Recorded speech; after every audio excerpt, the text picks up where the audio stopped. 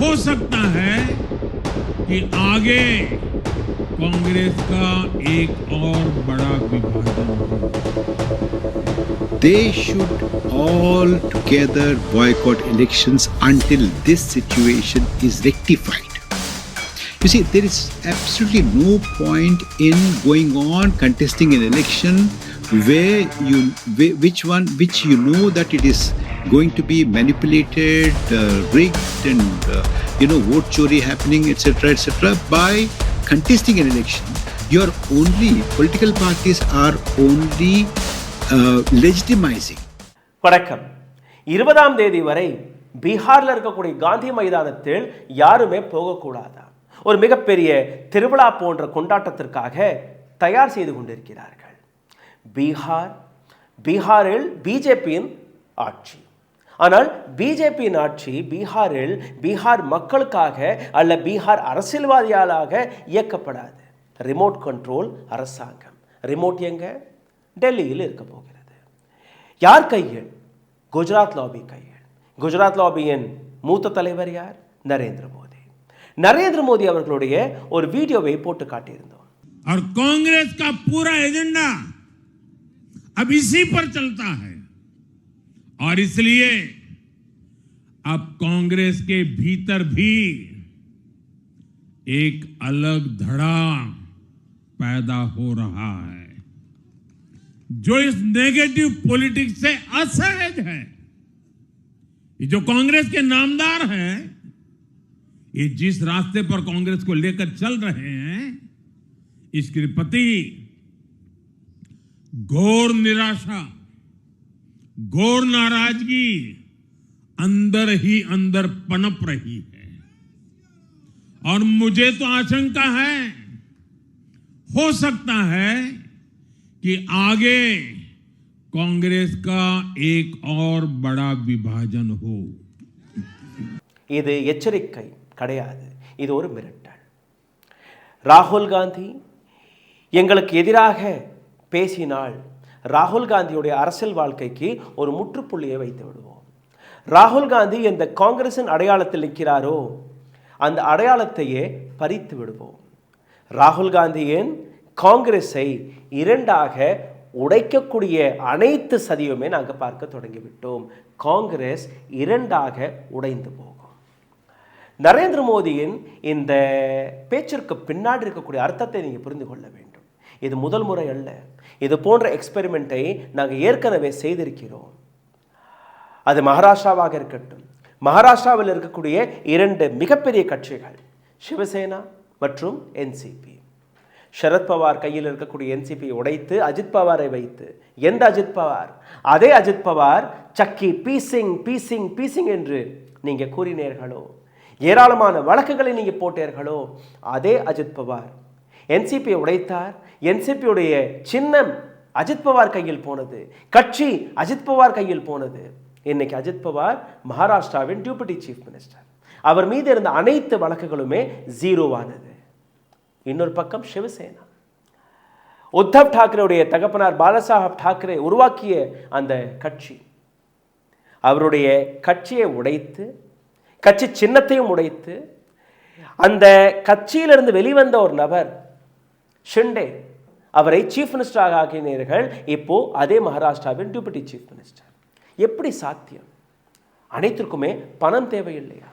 அப்போ ஒரு புதுவிதமான காங்கிரஸ் உருவாக்கப்படும் போது யார் கையில், யார் கண்ட்ரோலில் இருக்க போகும்? காங்கிரஸுடைய எதிர்காலம் என்ன? அங்கேயும் கார்ப்பரேட்டுடைய பணம் வரும். கார்ப்பரேட்டுடைய பணத்தை வைத்து தான் இந்த அனைத்து விளையாட்டுமே இவர்கள் விளையாடக்கூடிய வேலையை பார்க்கிறார்கள்.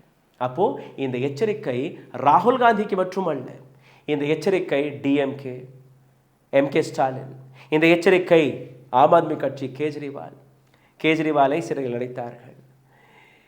ஹேமந்த் சோரேனை சிறையில் அடைத்தார்கள். ஜேஎம்எம், ஜார்க்கண்ட் முக்தி மோர்ச்சா, இன்னைக்கு எங்கே போனார்கள், எங்கே இருக்கிறார்கள் யாருக்குமே தெரியாது, அடையாளமே கிடையாது. அப்போது இந்தியாவில் இருக்கக்கூடிய ஒவ்வொரு அரசியல் கட்சியில் இருக்கக்கூடிய கரப்ட் லீடர்ஸ்களுடைய ஃபைல் ஏற்கனவே அரசாங்கத்தின் கையில் இருக்கு. அப்போது பரக்கலா பிரபாகர் அவர்கள் கூறியது என்ன? இந்த நாட்டில் இருக்கக்கூடிய ஜனநாயகம், அரசியல் கட்சிகள் ஒரு முட்டுச்சந்தில் போய் முட்டிக்கொண்டு நிற்கிறார்கள். அவர்களிடம் யூட்டன் அடிக்கக்கூடிய நேரம் கிடையாது. அந்த பக்கம் போக முடியாது. திரும்பி வந்தால் இடி, சிபிஐ, ஐடி நிற்கிறது. வழி என்ன? உங்களிடம் இருக்கக்கூடிய ஒரே வழி பாய்காட் த எலெக்ஷன். இந்த வீடியோவை பற்றி இன்னும் ஆழமாக உங்களை கூட்டிச் செல்வதற்கு முன்பு ஒரு சிறிய கோரிக்கை. எங்களுடைய வீடியோக்களுக்கு மிகப்பெரிய ஆதரவை நீங்கள் கொடுத்திருக்கிறீர்கள். போன வீடியோ நீங்கள் பார்த்தீர்கள்னா ஒரு வீடியோ 60,000, இன்னொரு வீடியோ 40,000 வரை போயிருக்கிறது. இதுக்கு முன்னாடி ஒரு சில அமைப்புகளை வைத்து எங்களை மிகப்பெரிய அளவில் முடக்கி இருக்கிறார்கள். 5,000, 6,000, 10,000க்குள்ளேயே எங்களுடைய வீடியோக்கள் முடக்கப்பட்டது. ஆனால் உங்களுடைய உதவி, உங்களுடைய ஆதரவுக்கு பின்பு இந்த 2 வீடியோக்களுமே 60,000, 40,000 தாண்டி போய் கொண்டிருக்கிறது. ஏராளமான நபர்கள் எக்ஸ் பக்கத்தில் பகிர்ந்திருக்கிறீர்கள், வாட்ஸ்அப்பில் பகிர்ந்திருக்கிறீர்கள். உங்கள் அனைவருக்குமே என்னுடைய பாராட்டுக்கள், வாழ்த்துக்கள். அதே போன்று இந்த வீடியோவிற்கும் உங்களுடைய உதவி தேவைப்படுகிறது. இந்த வீடியோவை பார்த்து கொண்டிருக்கும் போது ஹாய், ஹலோ, வணக்கம், உங்களுடைய கேள்விகள், உங்களுடைய கருத்துக்களை கீழே கமெண்ட் பாக்ஸில் எழுதி விடுங்கள். லைக், ஷேர், சப்ஸ்கிரைப் பட்டனை தட்டி விடுங்கள். இதை தாண்டி பொருளாதார ரீதியாகவும் எங்களை முடக்கியிருக்கிறார்கள்.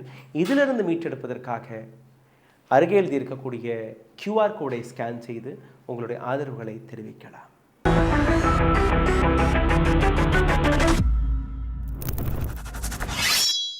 தேர்தல் ஆணையத்தை நம்பக்கூடாது, தேர்தலையே நம்பக்கூடாது, தேர்தல் திருடு போகிறது உங்களுக்கு தெரியுமா இல்லையா?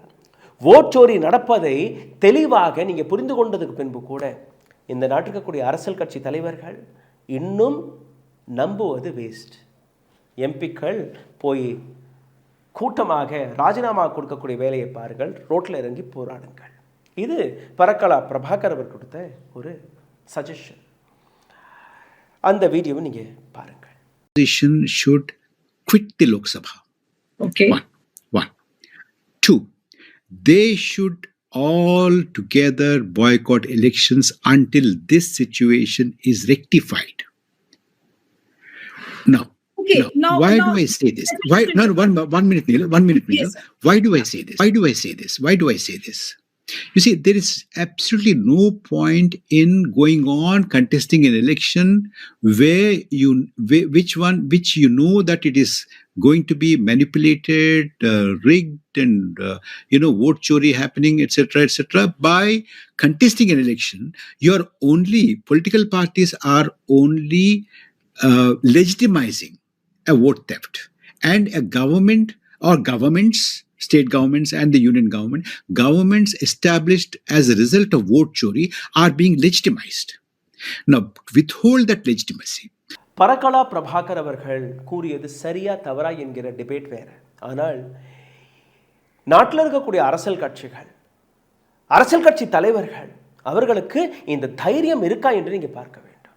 காரணம், இந்த நாட்டில் இருக்கக்கூடிய அனைத்து இன்ஸ்டிடியூஷன்கள், அது சுப்ரீம் கோர்ட்டாக இருக்கட்டும், அது ஹைகோர்ட்டாக இருக்கட்டும், அது எலெக்ஷன் கமிஷன் ஆஃப் இந்தியாவாக இருக்கட்டும், அது சிபிஐயாக இருக்கட்டும், இடியாக இருக்கட்டும், ஐடியாக இருக்கட்டும், அல்ல இந்த நாட்டில் இருக்கக்கூடிய மீடியா ஹவுசஸ்களாக இருக்கட்டும், எங்கேயுமே நியாயத்தை நீங்கள் எதிர்பார்க்கக்கூடாது, எதிர்பார்க்கவும் முடியாது. உதாரணத்திற்கு தேர்தல் ஆணையத்தை எடுத்துக்கொள்ளுங்கள்.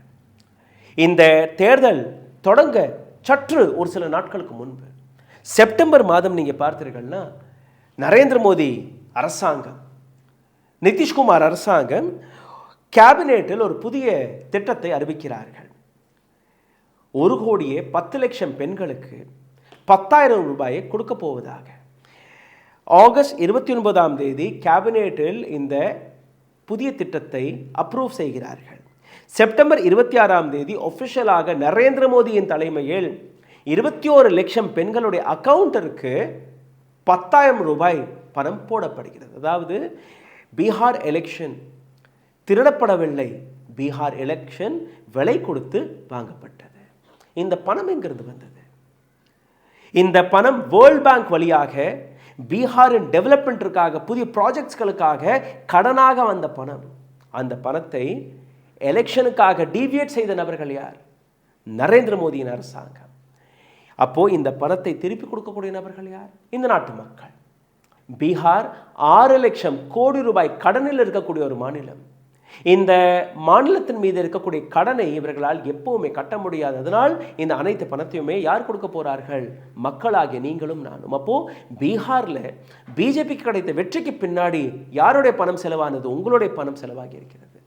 நரேந்திர மோடியின் அரசாங்கம் பீகார் மக்களுடைய ஓட்டை வாங்குவதற்காக செலவழித்தது உங்களுடைய பணம், புரிந்து கொள்ளுங்கள். ஆனால் CBI, IT, ED, Supreme Court, Election Commission of India, எதிர்க்கட்சிகள், மீடியா, இந்த அனைத்து நபர்களுமே பல்லை பிடுங்கி போட்ட சிறையில் அடைத்திருக்கக்கூடிய ஒரு சிங்கம் போன்ற நிலையில் இருக்கிறார்கள். சிங்கம் பார்க்க வேணால் பயங்கரமாக இருக்கும், ஆனால் பல்லை பிடுங்கி விட்டீர்கள்னா எந்த விதமான பயமும் இருக்காது. அப்படியே வாயில கையை விட்டு நீங்க விளையாடலாம். அதுதானே இங்கே நடக்கிறது. இந்த 10,000 ரூபாய் திட்டத்தை அறிவித்ததற்கு பின்பு எலெக்ஷன் அறிவிக்கப்பட்டது. அதற்கு பின்பு பிஜேபி பட்டியலை வெளியிட்டார்கள். ஒவ்வொரு வெள்ளிக்கிழமையும் 10 லட்சம் பெண்களுக்கு, 20 லட்சம் பெண்களுக்கு, 15 லட்சம் பெண்களுக்கு பணம் போகும் என்று. அந்த பணம் போடும்போது பெண்களை எப்படி இந்த ஒட்டுமொத்த ஸ்கீமில் இணைத்திருக்க அதை பார்க்க வேண்டும். ரொம்ப பியூட்டிஃபுல்லான திட்டம். அந்த பெண்கள் பக்கத்தில் இருக்கக்கூடிய பெண்கள்கிட்ட போய் பேசுவார்கள். எனக்கு பணம் வந்துருச்சு, நீங்கள் உங்களுக்கு வந்துருச்சா? நான் ஃபார்ம் நிரப்பினேன், எனக்கு பணம் வந்துருச்சு. அப்போது அருகே இருக்கக்கூடிய பெண்கள் அவர்களும் ஓடுவார்கள் ஃபார்ம் நிரப்பி. அதில் இருக்கக்கூடிய 4 பெண்களில் 2 பெண்களுக்கு பணம் வரும், 2 பெண்களுக்கு வராது. எனக்கு இந்த வாரம் வந்துருச்சு, உனக்கு அடுத்த வாரம் வந்துடும், அந்த நம்பிக்கை. அப்போ 1 கோடியே 10 லட்சம் பெண்கள் 4 கோடி பெண்கள் ஆண்களிடம் போய் அந்த செய்தியை கூறியிருக்கிறார்கள். அந்த நம்பிக்கையை இவர்கள் உருவாக்கி இருக்கிறார்கள். அடுத்து நிதிஷ்குமார் அரசாங்கம் வரவில்லை என்றால், பிஜேபி அரசாங்கம் வரவில்லை என்றால் எங்கள் அக்கௌண்ட்டில் வந்த அந்த 10,000 ரூபாய் உனக்கு வராது.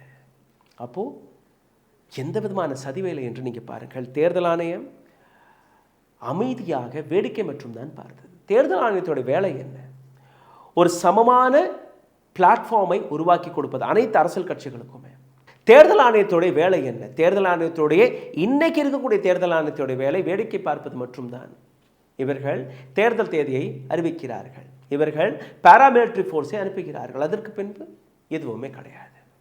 டெல்லியில் இருக்கக்கூடிய அசோகா ரோடில் இவர்களுடைய ஆஃபீஸ் இருக்கு. மிகப்பெரிய பட்டாலியன் அங்கே குவிக்கப்பட்டிருக்கிறது. காரணம் பயம். ஓட்டு திருட்டில் இவர்களும் ஈடுபட்டிருக்கிறார்கள். நாளைக்கு கலவரம் வெடித்தால், நாளைக்கு எதிர்க்கட்சிகள் அங்கே போராட போனால் எங்களை தான் தாக்குவார்கள். அதற்காக போலீஸ் பட்டாலியன். ஆனால் இவர்களை வாழ்க்கை முழுவதும் பாதுகாப்பதற்காக இன்னொரு சில சதிவேலைகளை பிஜேபி பார்த்திருக்கிறது. 2023ஆம் ஆண்டிலிருந்தே இந்த சதிவேலைகளை இவர்கள் பார்த்திருக்கிறார்கள். தேர்தல் ஆணையர்களை தேர்வு செய்வதிலிருந்து, தேர்தல் ஆணையர்களை பாதுகாப்பதிலிருந்து அனைத்துமே போடப்பட்ட ஒரு திட்டம். டெல்லியில் இருக்கக்கூடிய Ashoka road Election Commission of இந்தியாவுடைய ஆஃபீஸில் பத்திரிகையாளர்கள் கூட போக முடியாத ஒரு நிலை. அந்த காட்சிகளை நீங்க பாருங்கள், உங்களுக்கு தெரிய வரும். Completely barricaded office. இதற்கு முன்பு அப்படியெல்லாம் கிடையாது. பத்திரிகையாளர்கள் அந்த எலெக்ஷன் கமிஷன் ஆஃப் இந்தியாவுடைய வாசலில் நிற்பார்கள். தேர்தல் ஆணையம் வெளி வரும்போதோ உள்ள போகும்போதோ மைக்கை பிடிச்சி கேள்விகளை கேட்பார்கள். இப்போ அந்த அளவில் பாதுகாப்பு. சரி, இந்த இடத்துல நீங்கள் பார்த்தீர்கள்னா இந்த ஸ்கீம் 10,000 ரூபாய் ஸ்கீம் இதுக்கு முன்னாடி வந்தது 2003ஆம் ஆண்டு ஏஐஏடிஎம்கே ஜெயலலிதா இருக்கும்போது இலவச மின்சார திட்டம் விவசாயிகளுக்கு அனௌன்ஸ் செய்து விட்டார்கள், அதாவது தேர்தலுக்கு முன்பே.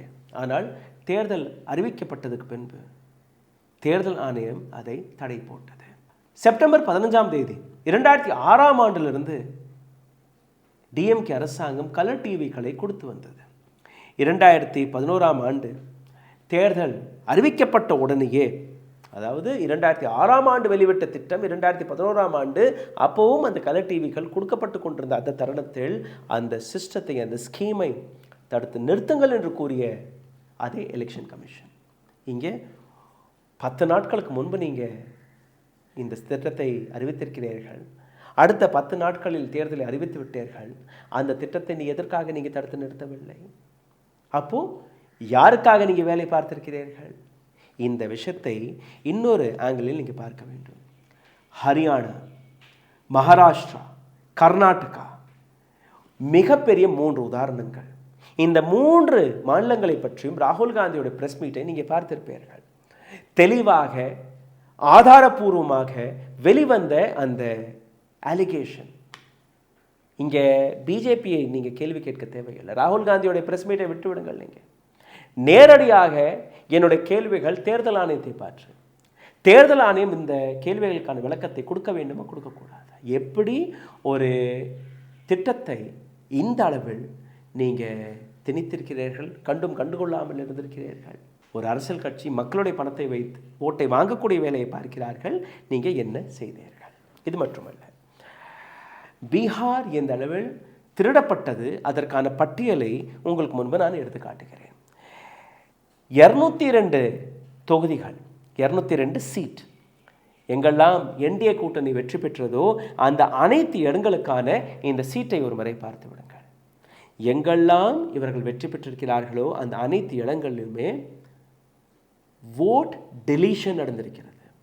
எந்த இடத்தில் ஓட் டெலீஷன் நடந்திருக்கிறதோ அந்த இடத்தில் பிஜேபி அல்ல என்டிஏ கூட்டணி மிகப்பெரிய அளவில் வெற்றி பெற்றிருக்கிறார்கள். இந்த பட்டியல் அதற்கான உதாரணம்.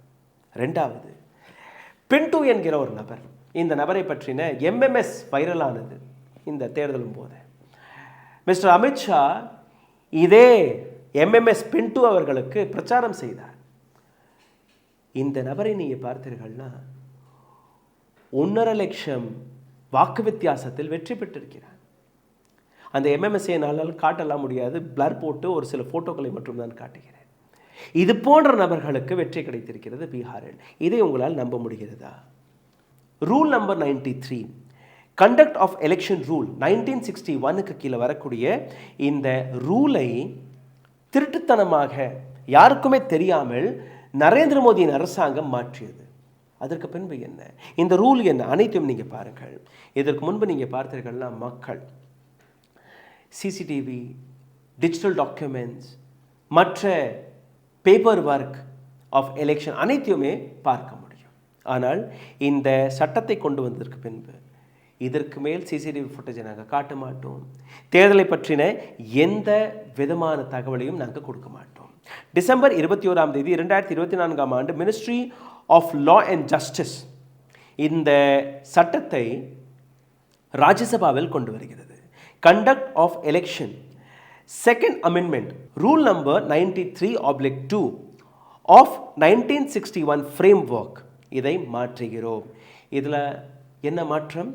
Public inspection of electronic record generated during election, including CCTV footage from polling station, webcast videos of polling process, and video recordings of candidates' campaign will not be given. The amendment now restricts such access. இந்த அனைத்திற்கான ஆக்சஸையும் நாங்கள் பறிக்கிறோம். Direct election officer DEO இந்த பெர்மிஷனை இதற்கு முன்பு கொடுப்பார். நீங்கள் பார்க்கலாம். It was a public document. CCTV ஃபுட்டேஜை நீங்கள் பார்க்கலாம். சண்டிகர் மேயர் எலெக்ஷன் உங்களுக்கு ஞாபகத்தில் இருக்கும். அந்த எலெக்ஷன் பிரட்டி போட்டதற்கு காரணம் அந்த சிசிடிவி ஃபுட்டேஜ். சிசிடிவி ஃபுட்டேஜ் இல்லை என்றால் அங்கே பிஜேபியோடைய ஆட்களை நிறுத்தி விட்டிருப்பார்கள். அந்த இன்சிடென்ட்டுக்கு பின்பு பிஜேபி இந்த சட்டத்தை மாற்றியிருக்கிறது. Now restrict such access, permitting inspection only with district election officer prior permission and limiting reasonable purpose. ரீசனை கொடுங்கள். ரீசன் சரியாக இல்லை என்றால் அதுவும் அந்த டிஇஓ அந்த பர்மிஷனை அப்ரூவ் செய்தால் மட்டும்தான் அந்த ஆக்சஸ் உங்களுக்கு கிடைக்கும், இல்லைன்னா கிடைக்காது. டிஓ யார்? அரசாங்கத்தோடைய ஆட்கள் தானே, அவர்கள் கொடுப்பார்களா? கொடுக்க மாட்டார்கள். இந்த இடத்தில் நீங்கள் பார்த்தீர்கள்னா union cabinet gazetted within 2 days despite internal objection from law officers who flagged potential transparency risk. இந்த சட்டத்தை கொண்டு வரும்போது சிவில் சொசைட்டி சார்ந்த நபர்கள், Association of Democratic Reform ADR மற்றும் ஏராளமான பியூரோக்ரேட்ஸ் இந்த சட்டத்தை நீங்கள் கொண்டு வந்தீர்கள்னா டிரான்ஸ்பரன்சி முறிக்கப்படும், டிரான்ஸ்பரன்சியே அளிக்கப்படும், தயவு செய்து இதை கொண்டு வராதீர்கள். அந்த அளவில் கிரிட்டிசைஸ் செய்த பின்பு கூட, கேள்விகள் எடுத்து வைத்த பின்பு கூட அரசாங்கம் துளி கூட செவிசாய்க்கவில்லை. It killed the electoral transparency. வெளிப்படைத்தன்மையை மறைக்கக்கூடிய வேலையை பார்த்து விட்டார்கள். அதுக்கப்புறம் தான் நீங்கள் பார்த்தீர்கள் 45 நாட்களுக்குள் நாங்கள் சிசிடிவி ஃபுட்டேஜை அழித்து விடுவோம். அது ஒரு சட்டமாக மாறிவிட்டது. எதிர்க்கட்சிகள் இதை பற்றி போராடினார்களா? போராட முடியாது. காரணம், இடியிடம் ஃபைல் இருக்குது, சிபிஐயிடம் ஃபைல் இருக்குது, ஐடியிடம் ஃபைல் இருக்குது. இந்த தருணத்தில் இந்த அனைத்து நபர்களுமே பல்லை பிடுங்கிய சிங்கம் போன்றுதான் இருக்கிறார்கள். பரக்கலா பிரபாகர் அவர்கள் கூறியபடி கூட்டமாக போய் ராஜினாமாவை கொடுங்கள் என்று கொடுக்க முடியுமா? கொடுக்க முடியாது. கொடுத்தேர்கள்னா அடுத்த ஆட்சியில் வர முடியுமா முடியாதா என்கிற அந்த கேள்வி வருது. ஏன்னா இப்போ வருவதற்கே 6 கோடி 8 கோடி 10 கோடின்னு நாங்கள் செலவழிச்சு தான் வந்திருக்கோம். அப்போ அந்த பணத்தை எடுக்கிறதுக்கு முன்னாடியே எப்படி ரெசிக்னேஷனை கொடுக்க முடியும்? ரெண்டாவது, மாநில கட்சிகளுடைய நிலை எப்படி? சிவசேனா எப்படி, என்சிபி இப்போ எப்படி ஆர்ஜேடியோட நடக்கிறதோ அதே போன்று காங்கிரஸையும் நாங்கள் நடுரோட்டில் கொண்டு வந்து விடுவோம், காங்கிரஸையும் 2ஆக உடைத்து விடுவோம் என்ற அந்த தைரியமான மிரட்டலை நீங்கள் பார்க்கும்போது உங்களுக்கு புரிய வரும், இந்த நாட்டில் இருக்கக்கூடிய எந்த அரசியல் கட்சியுமே சேஃபாக கிடையாது. இதற்கு மேல் அரசியல் கட்சி மீதும் நம்பிக்கை கிடையாது, இன்ஸ்டிடியூஷன்கள் மீதும் எந்த விதமான நம்பிக்கையும் கிடையாது. எப்படின்னு நீங்கள் பாருங்கள். ரெப்ரசன்டேஷன் ஆஃப் பீப்புள்ஸ் ஆக்ட் 1951 பிரகாரம் இந்த நாட்டிற்கக்கூடிய மக்களுக்கு கிடைத்த அந்த ஜனநாயக உரிமை வாக்கு உரிமை, அதை எப்படி எஸ்ஐஆர் என்கிற பெயரில் அளித்தார்கள். 68 லட்சம் மக்களுடைய பெயர் நீக்கப்பட்டது. 68 lakh people have lost their voting right. 202 சீட்டுகளுடைய பட்டியலை மீண்டும் ஒரு முறை பாருங்கள். இதில் நீக்கப்பட்ட நபர்கள், இந்த 68 லட்சம் நபர்கள், பாதிக்கப்பட்ட நபர்கள் எத்தனை பேர்? 8 கோடி மக்கள். 8 கோடி மக்கள் இருக்கக்கூடிய ஒரு மாநிலம், அங்கே இருக்கக்கூடிய கிட்டத்தட்ட 1 கோடி மக்களுடைய பெயரை நீங்கள் நீக்கியதற்கு பின்பு அங்கே எப்படி நீங்கள் லெவல் பிளேயிங் ஃபீல்டில் எடுத்து வைக்க முடியும்? சமமாக அனைத்து அரசியல் கட்சிகளுக்குமே நீங்கள் பிளாட்ஃபார்மை உருவாக்கி கொடுத்தீர்கள் நீங்கள் கூற முடியாது. சரி, இந்த இடத்துல நீங்கள் பார்த்தீர்கள்னா மிக முக்கியமாக பிஜேபி அரசாங்கம் இவர்களை காப்பாற்றுவதற்காக, அதாவது இந்த தேர்தல் ஆணையர்களை காப்பாற்றுவதற்காகவும் ஒரு சட்டத்தை கொண்டு வந்தார்கள். அவர்களை தேர்வு செய்வதற்காகவும் ஒரு சட்டம் கொண்டு வரப்பட்டது. ஆகஸ்ட் 10 2023 ஆண்டு ராஜ்யசபாவில் யூனியன் லா மினிஸ்டர் அர்ஜுன் ராம் மேக்வால் இவர் இந்த சட்டத்தை டேபிள் செய்கிறார். Enactment of Chief Election Commissioner and Election Commissioners Appointment, Condition of Service and Terms of Office Act 2023. இந்த ஆக்ட் டிசம்பர் 12 பாஸ் செய்யப்பட்டது. டிசம்பர் 21 லோக்சபாவிலிருந்தும் பாஸ் ஆனது. இது சட்டமாக மாறிவிட்டது. இதனால் என்ன நஷ்டம், என்ன லாபம், அதையும் நீங்கள் பார்க்க வேண்டும். Repeal of outdated election commission, condition service of election commissioner and transition of the business act 1991 இதையும் மாற்றினார்கள். இந்த இடத்துல நீங்கள் பார்த்தீர்கள்னா appointment of ECE election commissioner, chief election commissioner. இதற்கு முன்னாடி நீங்கள் பார்த்தீர்கள்னா prime minister, chief justice of India and leader of opposition, இந்த 3 நபர்களுமே சேர்ந்து அந்த தேர்தல் ஆணையரை தேர்வு செய்வார்கள். இந்த புதிதாக கொண்டு வந்த சட்ட பிரகாரம் நீங்கள் பார்த்தீர்கள்னா leader of opposition, prime minister and home minister, ஒரே அரசியல் கட்சியில் இருக்கக்கூடிய 2 நபர்கள், எதிர்கட்சியில் இருக்கக்கூடிய ஒரு நபர். அப்போது எப்போ நீங்கள் பார்த்தாலும் ஆளும் கட்சிக்கு சாதகமாக நபர்கள் தான் அங்கே வருவார்கள். இதற்கு மேல் தேர்தல் நடத்தணுமா என்கிற அந்த கேள்வி வருகிறது. சுப்ரீம் கோர்ட் வேடிக்கை பார்த்தது. சுப்ரீம் கோர்ட் இதை சேலஞ்ச் செய்யவில்லை. சந்திரசூட் அவர்கள் தான் இருந்தார். அவருடைய டைரக்ஷன் படி தான் இந்த விஷயம் நடந்தது. இப்போ பஜனை பாடிக்கொண்டிருக்கிறார் நரேந்திர மோடிக்கு. இது மட்டுமல்ல, prime minister, the chairperson of this thing, leader of opposition in Lok Sabha and union cabinet minister which is so called Amit Shah. இந்த சட்டம் வந்ததுக்கப்புறம் முதல் எலெக்ஷன் கமிஷனர் ஞானேஷ் குமாரை கொண்டு வந்தார்கள், சுக்பீர் சிங் சிந்துவை கொண்டு வந்தார்கள். இப்போது Gyanesh Kumar had become chief election commissioner of India. இந்த அனைத்தையும் நீங்கள் பார்க்கும்போது அரசாங்கமாக இருக்கட்டும், தேர்தல் ஆணையமாக இருக்கட்டும், சுப்ரீம் கோர்ட்டாக இருக்கட்டும், அனைத்து நபர்களுக்கு சம்பளம், அவர்களுடைய சுக வாழ்க்கை மக்களுடைய வரிப்பணத்தை வைத்து தான் நடக்கிறது. இந்த இடத்துல நீங்கள் பார்த்தீர்கள்னா காங்கிரஸுடைய அலிகேஷன் விவிபேட், இவிஎம், ஓட் சோரி, பட் ரோட்டில் இறங்க மாட்டார்கள். டிஎம்கே சப்போர்ட் செய்யாது, மம்தா பானர்ஜி குரல் கொடுக்க மாட்டார், ஆம் ஆத்மி கட்சி களத்தில் இறங்காது, ஜேஎம்எம் பயந்து போய் உட்கார்ந்திருப்பார்கள். அப்போது இந்த நாட்டில் இருக்கக்கூடிய எதிர்கட்சிகளுடைய எதிர்காலம் என்ன? பயத்தில் இருக்க போறீர்களா, அல்ல இந்த நாட்டின் சுதந்திரத்தை திரும்ப பெறுவதற்காக நீங்கள் போராடுவீர்களா? கலவரம் கூடாது, அஹிம்சை வழியில் தான் இந்த போராட்டம் நடக்க வேண்டும். ஆனால் இந்த போராட்டத்திற்கான தைரியம் இருக்கா என்று நீங்கள் பார்த்தீர்களா? கிடையாது. Because Narendra Modi is openly challenging Congress that we will split you, உங்களை உடைத்து விடுவோம். காரணம் என்ன? சுப்ரீம் கோர்ட் மீது இருக்கக்கூடிய பயமும் போய்விட்டது. எப்படி என்று நீங்கள் பாருங்கள். சுப்ரீம் கோர்ட்டுடைய நீதிபதியோட நிலை நீங்கள் பார்த்தீர்கள்னா, ஜஸ்டிஸ் தீபக் மிஸ்ரா 2017-18 ஆண்டு சீஃப் ஜஸ்டிஸாக இருந்த இந்த நபர் ஆதார் கார்டு கேஸில் நரேந்திர மோடி அரசாங்கத்திற்கு லாபத்தை கொடுத்தார். ஜஸ்டிஸ் லோயா அமித்ஷா நேரடியாக இன்வால்வ் ஆன அந்த வழக்கில் அமித்ஷாவிற்கு கிளீன் சிட் கொடுத்த நபர்.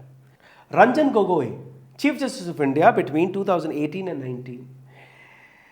ரஃபால் டீல் அரசாங்கத்திற்கு சாதகமாக, அயோத்தியா வேர்டிக்ட் அரசாங்கத்திற்கு சாதகமாக. இன்னைக்கு எங்கே இருக்கிறார்? ராஜ்யசபாவின் பிஜேபியின் MP. Sharad A Bobde judge in 2013, chief justice of India in 2021. Farm law அரசாங்கத்திற்கு சாதகமாக, சபரிமலா ரிவ்யூ அரசாங்கத்திற்கு சாதகமாக. NV Ramana chief justice of India in 2022. EWS reservation அரசாங்கத்திற்கு சாதகமாக. U Lalit chief justice of India in 2022. இவரும் இடபிள்யூஎஸ் கேஸில் ஒரு மிக முக்கியமான பங்கை விதித்திருந்தார். DY Chandrachud article 370, demonetisation, ECI appointment, இது போன்ற ஏராளமான வழக்குகள். அதையும் தாண்டி பாண்ட், எலக்ட்ரோரல் பாண்ட், அதை அந்த கேஸ் அவர் கையில் தான் இருந்தது. கடைசி நிமிடம் வரை காத்து கொண்டிருந்து லாஸ்ட் மினிட்டில் அதற்கான ஏதோ ஒரு நாடகத்தை ஆடினார். அதற்கு முன்பே 6500 கோடி ரூபாய் பிஜேபியோட அக்கௌண்ட்டில் போய்விட்டது. அந்த பணத்தை திருப்பி கேட்டீர்களா?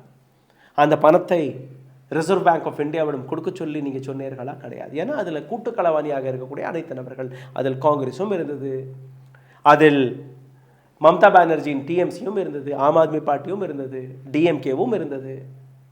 அங்கே கொடுக்க சொன்னால் இங்கே கொடுக்கணும் இல்லையா? அதனால யாருமே அப்போஸ் செய்யவில்லை.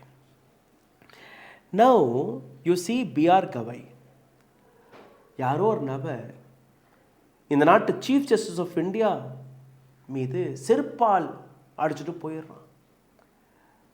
ஒரு அட்வொகேட், எந்த விதமான கோபமும் கிடையாது, எந்த விதமான ஆக்ரோஷமும் கிடையாது. இதுதான் இந்தியாவுடைய ஜுடிஷியரி. அடுத்து ஜஸ்டிஸ் சூரியகாந்த் வரப்போகிறார். Suryakant extremely favoured person to the current government. அப்போ எங்கே நீங்கள் போய் உங்களுடைய கோரிக்கைகள் எடுத்து வைக்க முடியும்? எங்கே போய் நீங்கள் நியாயத்தை கேட்க முடியும்? அப்போது ஏதோ ஒரு விதத்தில் பரக்கலா பிரபாகர் அவர்கள் கூறியது சரிதானே. ஏன்னா மீடியா உங்களுடைய பேச்சை கேட்க மாட்டார்கள், உங்களுடைய கோரிக்கைகள் எடுத்து வைக்க மாட்டார்கள். நீங்கள் எம்பியாக வேணால் இருக்கலாமே ஒழிய எந்த விதமான பவரும் உங்கள் கையில் கிடையாது இல்லையா? இப்போது ஒரு மைனாரிட்டி கவர்மெண்ட், பிஜேபி வெறும் 240 சீட்டுகள் தான் வைத்திருக்கிறது. ஏதோ ஒரு பக்கம் சந்திரபாபு நாயுடு, இன்னொரு பக்கம் நிதிஷ்குமாரை வச்சுக்கொண்டு ஏதோ நீங்கள் காலத்தை ஓட்டி கொண்டு இருக்கிறீர்கள். ஆனால் கூட அவர்களுடைய தைரியம், அவர்களுடைய அராஜகம், அவர்களுடைய அகங்காரம், அவர்களுடைய டிக்டேட்டர்ஷிப் எந்த விதத்திலுமே குறையவில்லை. வெளிப்படையாக நரேந்திர மோடி கூறியது என்ன? காங்கிரஸை 2ஆக உடைத்து விடுவோம். ஏன்னா இதற்கு முன்னாடி நாங்கள் செய்திருக்கிறோம். சிவசேனா, என்சிபி அதற்கான உதாரணம். சிந்தித்து பாருங்கள். இந்த வீடியோ உங்களுக்கு பிடித்திருந்தால் இதை பகிருங்கள். இந்த வீடியோவை பற்றின கேள்விகளை தயவு செய்து கீழே கமெண்ட் பாக்ஸில் எழுதி விடுங்கள். இதை தாண்டி லைக், ஷேர், சப்ஸ்கிரைப், அருகே இருக்கக்கூடிய UPI ID வழியாக உங்களுடைய ஆதரவுகளையும் நீங்கள் அனுப்பலாம். நன்றி, வணக்கம். ஊடகம் கார்ப்பரேட் அரசியல்வாதிகளின் கைப்பாவையாக அடிமைகளாக இருந்தது போதும். இனி சாட்டை எடுத்து சுழற்றும் நேரம் வந்துவிட்டது. ஊடகம் பொதுமக்களாகிய உங்களுக்காக உங்களாலேயே இயக்கப்பட வேண்டும். ஊடக சுதந்திரத்திற்காக உங்களின் பங்களிப்பை இன்றே அளித்திடுங்கள்.